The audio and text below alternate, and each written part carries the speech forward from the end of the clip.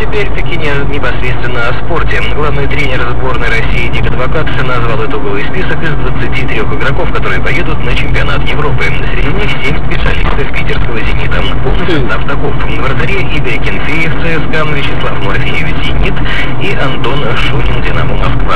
Защитники наш Александр Анюков, а также Алексей Березуцкий, Сергей Кашевич, Кирилл Напапкин из ЦСКА, Владимир Гранат из «Динамо Москва», Юрий Жирков из «Анжи», Дмитрий Камбаров, московский «Спартак», и Роман Шаронов, казанский «Рубин». Полузащитники Игорь Денисов, Константин Зырянов и Роман Широков, все, разумеется, знают этих игроков «Зенита», а также Денис Башаков из «Локомотива», Игорь Семшов, «Динамо», нападающие наши Андрей Аршавин и Александр Киржаков, армеец Алан Загоев, Марат Измайлов из португальского «Спортинга», Александр Кокорин, «Динамо Москва», Роман Павлюченко, «Локомотив» и Павел Погребняк, «Фулхэм», Англия.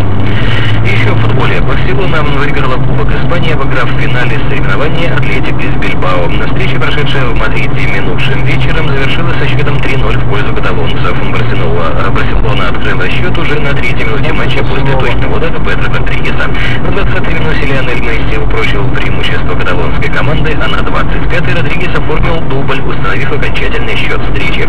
Барселона выиграла Кубок страны в 26-й раз в своей истории, что стало рекордом для этого турнира. В предыдущий раз каталонская команда завоевывала трофей в сезоне 8-9 годов.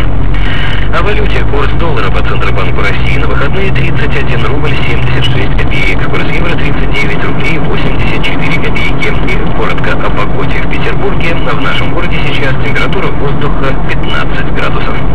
С новостями вас знакомит Сергей Владимирский, служба информации Питер ФМ. Я люблю Петербург. Я люблю тебя, Петербург. С днем рождения, любимый город. Петербург, Питер. Питер.